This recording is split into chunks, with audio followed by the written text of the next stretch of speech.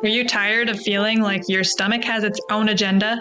Like the bloating, gas, or constant trips to the bathroom are running your life?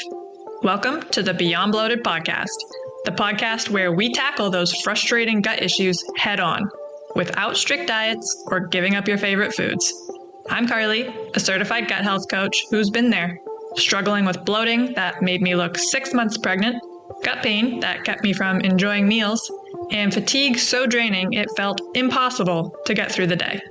Now, I help women like you find freedom from those symptoms and take back control of their lives. Each week, we'll debunk gut health myths, dive into simple, actionable tips, and hear stories from women who've been exactly where you are.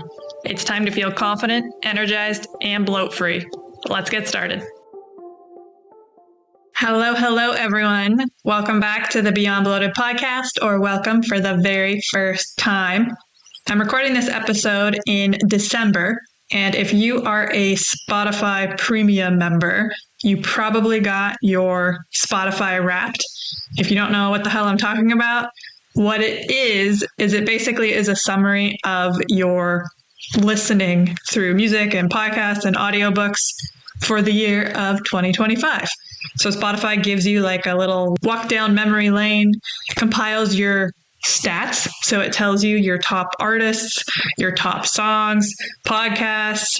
Shout out to anyone whose top podcast was the Beyond Bloated podcast.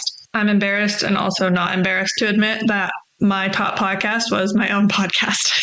And that is because I listen to all of my episodes when they're released to make sure they sound okay. I'm a type A personality perfectionist, so I want to make sure what I'm putting out sounds as good listening as it does when I play it back and edit and all that. So yeah, my number one podcast was my own podcast, and I'm kind of embarrassed, but also proud, because if you're not your own fan, who is going to be your fan, right? Another cool thing about Spotify is because I put this podcast out on Spotify, I get creator stats at the end of the year for my podcast. Some of the really cool highlights were in 2025, the Beyond Bloated podcast had a total new audience growth of 922%. That is insane. Also for followers, just on Spotify, 150% growth, and listening time, 116% growth. And again, that's just Spotify stats. I actually have more listeners on Apple Podcasts, as I believe most podcasts do. But I thought that was very cool. And if you're listening on Spotify, thank you, because you contributed to this growth in these stats. And I'm a numbers girl. I've said it many times. I have a math degree. I have a very logical brain, and I love the numbers. So I love when Spotify comes out with Wrapped, because it's very fun to me to see the stats on my podcast and also just my own listening habits for music and all that fun stuff. This episode is not a promotion for Spotify, believe it or not, but Spotify did give me the inspiration for this episode. As I said, I am a numbers girl, and I collect a lot of data and numbers in my coaching program. And I thought, why don't I make my own 2025 Wrapped using that data? So today, we're doing a special episode because I pulled together all of the symptom-tracking data from the women that I coached in 2025, and the results are very cool. We are talking major improvements in digestion, energy, skin, mood, and so much more, and so much faster than most people expected. So today, I'm going to share that information with you, and I hope you are as much of a numbers geek as I am, because this was very fun for me to do. Before I dive right in and start dropping numbers on you, I want to give a little background information on what we track in my program and why. So in my one-on-one coaching program, my clients submit a monthly symptom rating tracker. So at the very start of the program, I have them fill out this form to rate their symptoms from 0 to 5. 0 being, this is not an issue. 5 being, this is the worst thing that's ever happened to me. And we rate symptoms in not just the GI category. Obviously, we do that too. Bloating, gas, diarrhea, constipation, stomach pain, etc. But we also do other categories like immune health, skin health, Brain health, things like brain fog, acne, dry skin, colds and flus, runny nose, so many symptoms. Because if you have been listening to this podcast, you know that so many symptoms that we are dealing with comes down to your gut health. So as my clients work with me to improve their gut health, all these sneaky little symptoms start to disappear. And the best way to see those results is to track it. Truthfully, this level of measurement is quite rare in coaching. Most coaches rely on how clients say they're feeling, vague questions like, how is your bloating this week? How are you feeling? Is your digestion better? There's nothing wrong with that. Obviously, we want to know how clients are feeling and how they are describing their symptoms, but it's not objective and it's not consistent and it's not measurable. Very few coaches, from what I have seen, use a standardized 0 to 5 rating scale, track symptoms monthly, not just at the start and at the end, but every single month, track multiple symptoms. So like I said, gut health impacts so much more than just my tummy hurts. So we want to see how everything is changing: immune health, brain fog, energy, mood, skin, all the things. And even if they do track those things, do they compile that data over time to be able to analyze it, see patterns, see where improvements are happening, at what point in time, to be able to improve? Because if I piled this information together and I saw my clients saw a 5% improvement by the time they were done working with me, I would reevaluate and I would say, okay, something isn't working here. So luckily for me, my background in mathematics and also education, because I do have an education degree as well, made this very doable for me, which is great because it gave me a lot of insight into how successful my program is, what I can improve, what's working, and I get to share it with all of you, which is even more fun. Another reason why we do this monthly tracking in my program is because I don't want clients to fall into like this over-restrictive, guesswork-based mentality. When you don't track symptoms, clients and even coaches fall into guessing. So we're wondering, oh, was it the broccoli that you ate? Maybe it's dairy, maybe it's gluten, maybe your SIBO has returned, maybe it's this, maybe it's that. And that leads to more unnecessary elimination diets, which you know I am not a fan of, avoiding foods that aren't even causing a problem, but we're just assuming and guessing that they are, spending more money on supplements that you don't actually need, becoming afraid of food, feeling very frustrated and confused. Clients might start thinking they're doing things wrong because they're trying to follow your plan, but you don't really know what the issue is, so neither do they. And ultimately just constantly starting over. Whereas when you are measuring symptoms consistently, you no longer have to guess because it becomes very clear to see which habits are actually moving the needle, which symptoms are improving the fastest, where progress is maybe plateauing and where we need to focus a little more time, whether certain foods are actually triggering symptoms, or maybe it's actually not the food at all. Maybe it's stress, sleep, meal timing, things like that. Oftentimes that is more of the issue rather than specific foods themselves. And we get to see what is improving beneath the surface, even when bloating or that persistent digestive issue hasn't budged yet.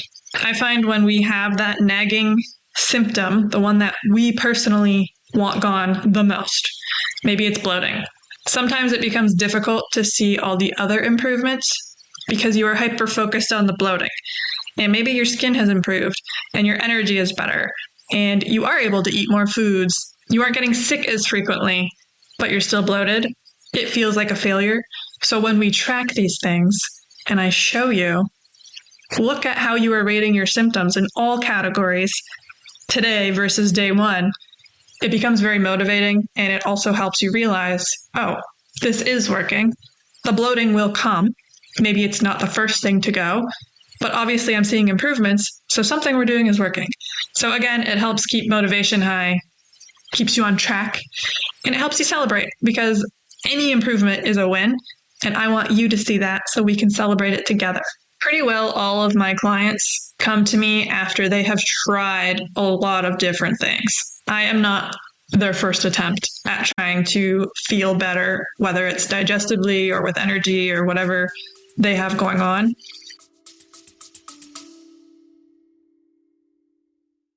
Okay, pause for a second. Have you taken my bloat personality quiz yet?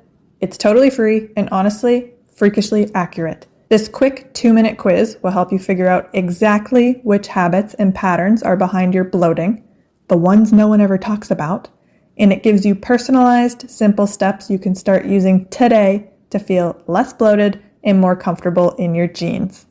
If you've ever wondered, why am I always bloated, even when I eat healthy, this quiz is your first clue.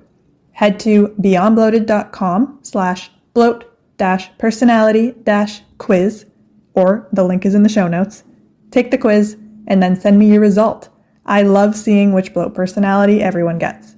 Now, let's get back to the show. Unfortunately, most of them have been dismissed by doctors, told that all of their tests and labs are normal, recommended the same elimination diet over and over again. That was me. That happened to me for way too long. I was also handed a list of generic foods, supplements to take, and a lot of my clients experienced the same thing. Trying different random Instagram products that influencers are promoting, spending thousands on supplements and tests. And at the end of the day, all of this makes you feel like your symptoms are in your head, or worse, believing that you just have to live with it and there's nothing you can do. I have been there. I have experienced all of that, and I want more for you, for all of my clients, because you deserve clear, realistic guidance, strategies that do not take over your entire life and feel like a task to get done every day. I want to provide support that considers the whole picture, like stress, sleep, meal timing, patterns, movement, all of the things combined, because digestion does not work in isolation. And I want to provide you with proof, with data, not wishful thinking, but real, measurable outcomes. All of you deserve to feel confident in your body, your food choices, your digestion, your choices, the plan that has been put in place for you, and your progress. And I have found that tracking these symptoms, your progress, your wins, gives my clients exactly that. So let's get into it. I want to share with you the numbers, the data that I've been hyping up for the first half of this episode, because it's really cool to see. And this is the first time that I have done this. So I took all of my symptom rating trackers from all of my clients in 2025. I compiled it in my Excel spreadsheet. I actually am an expert in Excel. When people put on their resume, mastered Excel, Excel expert, they're usually lying. I'm telling the truth. I love Excel. I'm an Excel wizard.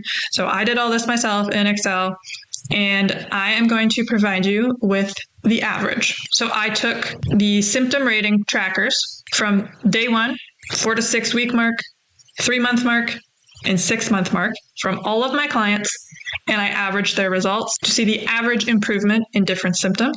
And now I will share that with you. We'll start with my favorite category, GI improvements. This includes things like bloating, constipation, diarrhea, upper and lower abdominal pain, alternating constipation and diarrhea, nausea, gas, all things gut related. When you say I have gut issues, this is the category we are talking about.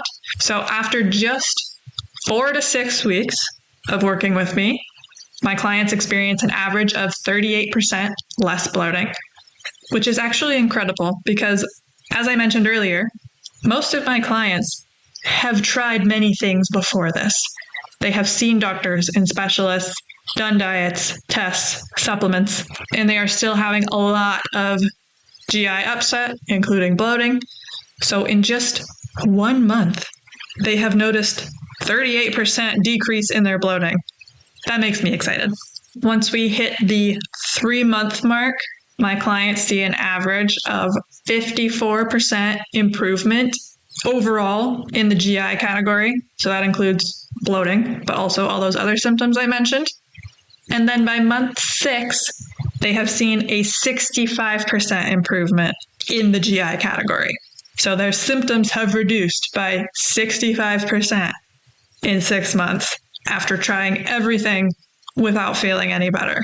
I love that. I loved seeing that because that shows me that what we are doing is working. And the goal for my program is to set you up for success. I am not promising that I am going to cure all of your ailments in a 6-month time period. That's not realistic. And if anyone promises that to you, they're lying. A lot of my clients have been dealing with gut issues for their whole lives. For some of them, that is decades. I have worked with many clients over the age of 50, and they have had gut issues since they were in their 20s or 30s. So to think that you can reverse all of that damage in a 6-month time period is very wishful thinking. However, on average, you can see a 65% decrease in symptoms in a 6-month time period. And keep in mind that is the average. So some people, it might be a little less, and for some people, it might be a little more. Everyone is individual, but that is tremendous improvement. And like I said, the goal is for me to set you up for success. So the habits, the techniques, everything that we learn in the program, the goal is for you to keep doing that. We are creating a new lifestyle for you, not a temporary diet or elimination protocol or supplement plan. These are things that you are meant to keep doing so that 65% improvement in how you are feeling in the GI category keeps on improving the longer you continue these habits and this lifestyle. Now, as I mentioned, gut health impacts so much more than having a sore, bloated tummy. I just discussed the GI category. Other areas that we track that I think stood out when I did this data analysis and are worth mentioning are a 56% improvement in brain fog and concentration. I've said it so many times. The gut and the brain are directly connected. They speak to each other. If you have poor gut health, it's going to be hard to concentrate. You're going to have brain fog, and this proves it. After working on your gut health for the duration of my program, you can see an average of 56% improvement in that brain fog and concentration category. Skin health is another category that a lot of people who have gut issues are struggling with. So on average, my clients see a 44% improvement in their acne, rashes, and dryness. I actually just finished working with someone a couple months ago who told me her psoriasis is completely gone. She had it for a very long time, and on our last call, we were kind of going over all of her wins, and she let me know, I don't have psoriasis anymore. It's gone. And I thought, wow, that's pretty freaking awesome. So again, the 44% is an average, but that's an example of someone who completely cleared her skin issues in a 6-month period.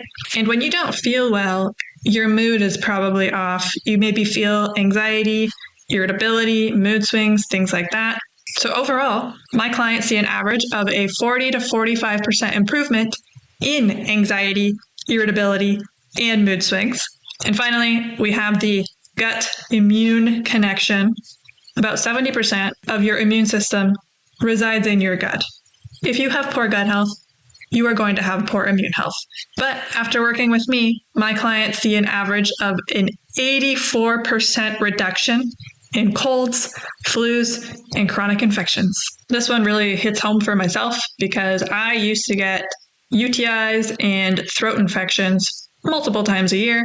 I was on so many rounds of antibiotics. No one ever addressed why it kept coming back. I thought, bad genes, poor immunity, sucks to be me. This was just my life. Once I started working on my gut health, I have not had a UTI or a throat infection in over 7 years. I used to get them like clockwork, multiple times a year, and now I don't have them ever. So yes, by working on your gut health, you can prevent recurring infections.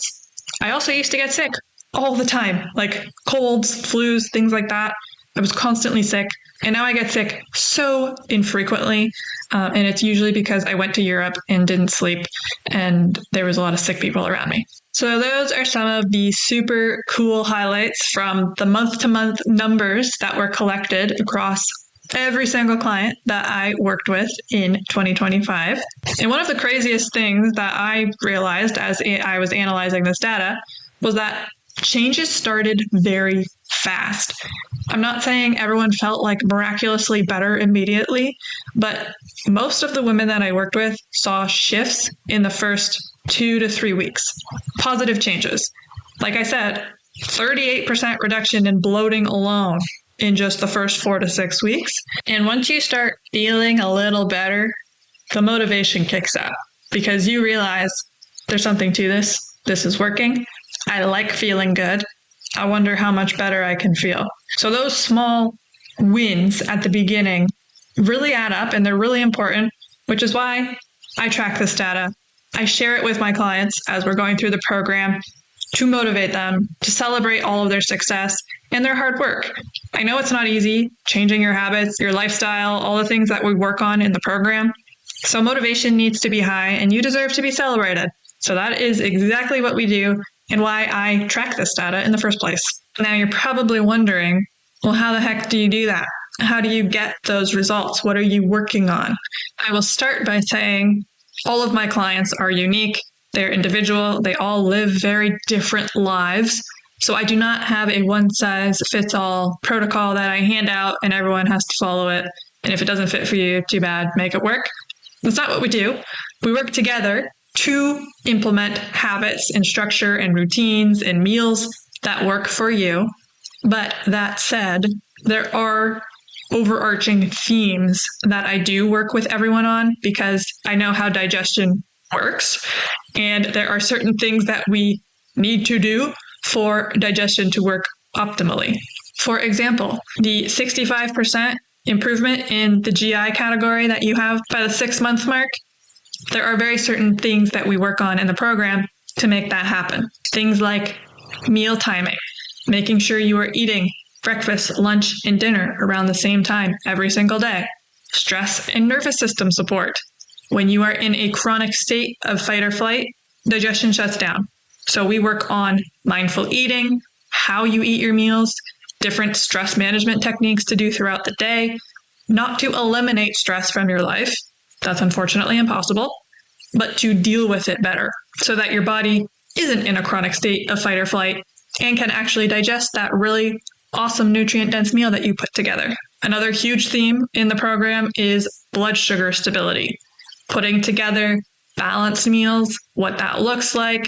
We give example recipes, and I help my clients build balanced plates around their favorite meals. We talk about different movement and how that can support blood sugar regulation. This is very general and just giving you some ideas, but those are truly some of the main things that we work on in the program to help decrease those GI symptoms. For brain fog and concentration, I already talked about the gut-brain axis, how improving gut health is going to improve your brain health because they are directly connected. Everything we are doing in the program is also meant to help decrease inflammation. And by decreasing inflammation, you are going to clear up some of that brain fog. That's going to help with concentration and also nutrient absorption. There are certain nutrients that help with brain health. And if you have an impaired gut, whether it's leaky gut or dysbiosis or low stomach acid, digestive enzymes, whatever the reason may be, if you aren't absorbing the nutrients from your nutrient-dense meal, it really doesn't matter that that meal is nutrient-dense because your body cannot break down and utilize those nutrients. There is also a very strong gut-skin connection. So by working on gut health, we are improving things like acne, psoriasis, rashes, and again, reducing inflammation and regulating blood sugar is also going to help with your skin health. Your mood can be greatly improved by working on gut health. About 90% of your serotonin is produced in your gut. Working on stress management techniques, which is something we do in the program, is going to help with your mood. And then also regular meal timing. If you are going too long without eating, if you're working through lunch, skipping breakfast, your blood sugar can drop. And then your body produces cortisol and adrenaline to bring it back up. And if you are having these cortisol, adrenaline spikes throughout the day, and if you're eating sugary treats because your body is craving that because you've gone too long without eating and it's trying to find a quick source of glucose, that can spike your blood sugar. So now you have spike drop all over the place.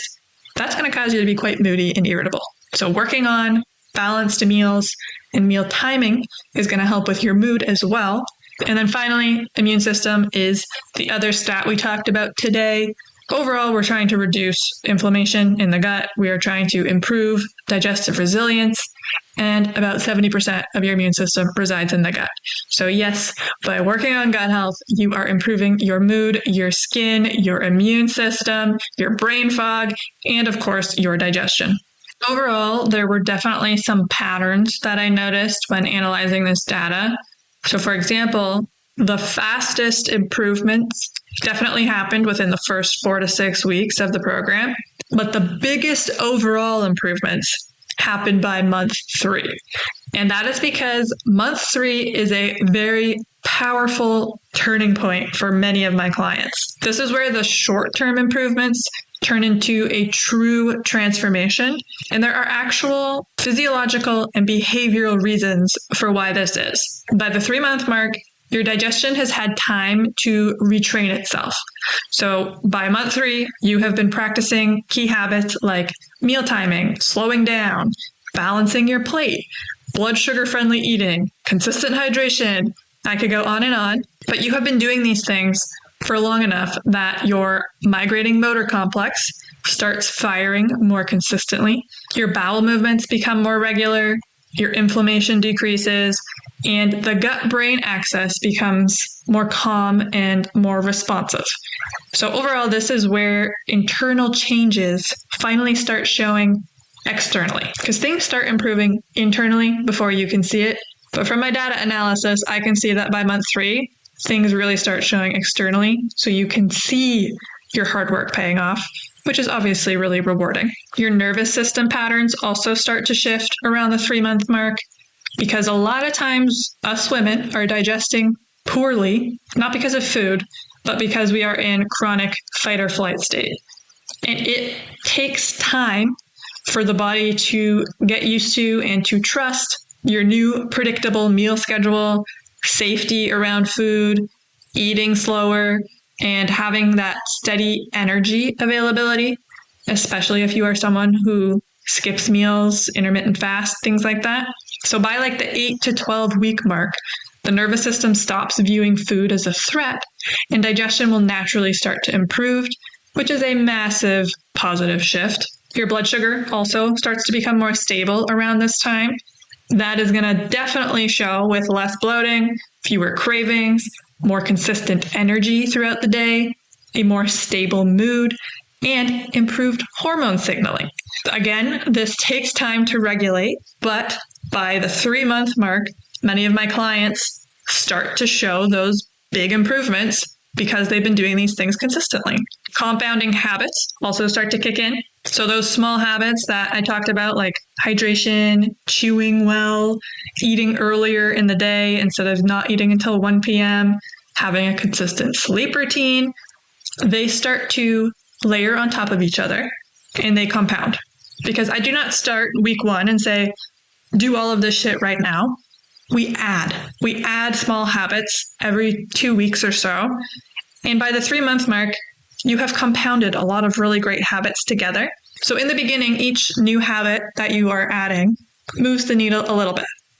But by month 3, they are all layered on top of each other and they are moving the needle a lot more, which is why my data that I analyzed shows a big jump from month 1 at a 38% improvement, which is still awesome. But month 3, we're at a 54% improvement, which is even better. And finally, by month 3, my clients spend a lot less time trying to figure it out and a lot more time actually doing what we know works. Because by the 3rd month, they're less confused about what they need to be doing. Their confidence rises because they know what they need to be doing and that it is working. Consistency increases because, like I said, it's been 3 months that you have been doing these habits and layering them on top of each other. And the overwhelm decreases because the more you do something, the less overwhelming it feels. It just starts to become more of a habit. So this really is the stage where everything clicks for a lot of my clients. And month 3 definitely produces the biggest, most noticeable improvements overall. Now, maybe you're thinking, okay, so why the heck do you have a program longer than 3 months if the most noticeable improvements happen at the 3-month mark? Because month 6 shows stabilization and long-term consistency. It isn't necessarily where the biggest improvements happen, but it is where the most sustainable ones happen. And I will tell you why. By 6 months, the new habits have become second nature for almost all of my clients. They are no longer trying super hard to follow these habits. They are just living them. And our digestion truly thrives on routine, predictability, nervous system safety, and supportive rhythms. So by the 6-month mark, these habits stop being effortful and start being really automatic. By this point, the gut is no longer hyperreactive because the digestive system has reduced inflammation, is moving more efficiently, is able to handle a larger variety of foods because we aren't restricting, we are trying to add back foods. They are often able to tolerate more fiber. They respond better to stress because, like I said, we are not removing stress. We are just training the body how to handle it better. And they have a stronger gut-brain connection by this point as well. This all creates the stability that the data shows. Another cool thing that happens by the 6-month mark is that long-term symptoms like skin, mood, and immune system things start to catch up. Some symptoms are going to take longer to shift because they rely on deeper gut changes like improved nutrient absorption, stronger immune function, more balanced hormones, and a more regulated stress response. By month 6, those systems have actually had enough time to adjust, which is why by the 6-month mark, it's no longer just my bloating is better or I'm not having diarrhea anymore. It's everything feels better. Skin, mood, energy, immunity, all the things. And the longer my clients go without a flare-up, the more confident they become. So by 6 months, they're having way less flare-ups, and that's providing them with more food freedom. So they're able to eat more flexibly. They have less anxiety around eating out. They have fewer rules for themselves about what they can and cannot eat. And overall, they just trust their body more. And this creates a positive feedback loop that prevents regression. So overall, month 6 really shows the real lasting progress and not the temporary honeymoon phase of I feel better, but is this actually going to last situation? Anyone can get short-term results by restricting food. I felt temporarily better when I restricted food, but it did not last, and I felt worse later on. So month 6 is showing what happens when clients improve digestion without having to restrict. And the data proves this. By month 3, we have a 54% improvement in overall symptoms, but by month 6, we have a 65% improvement. It's not a huge jump, but it's very meaningful, and it shows very steady gains, which is what we want.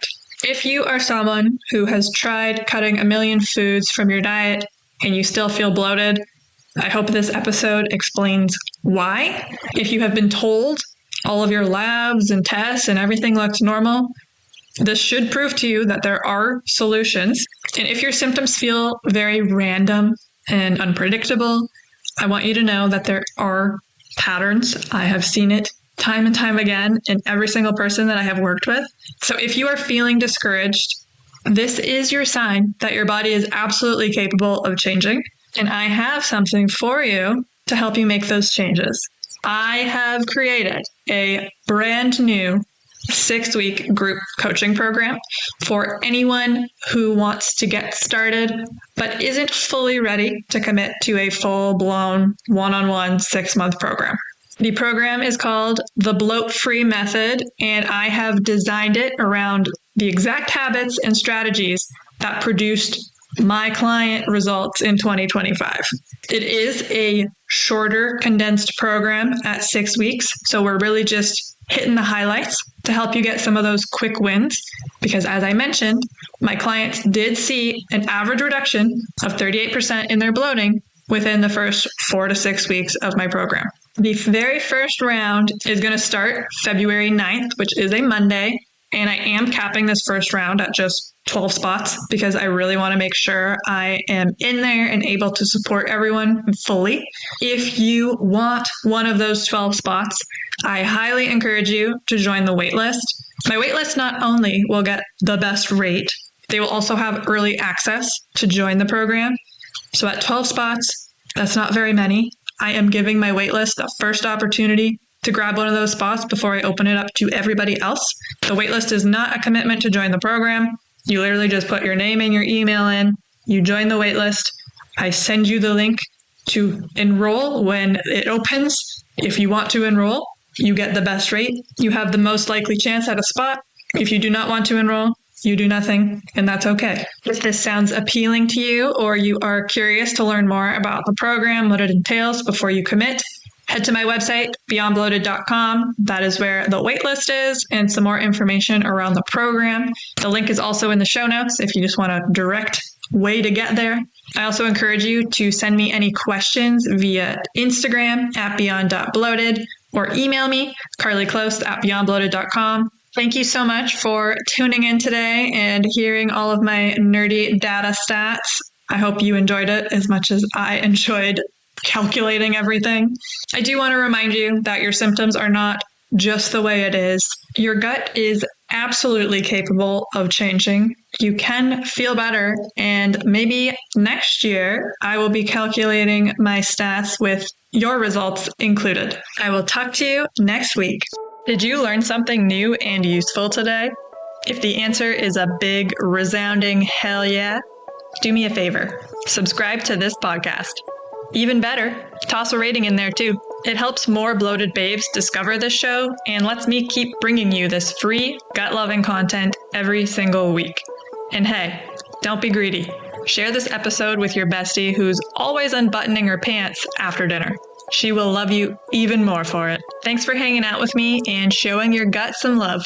Keep on putting what you learn into practice and you will be bloat-free in no time. Catch you in the next one. Bye.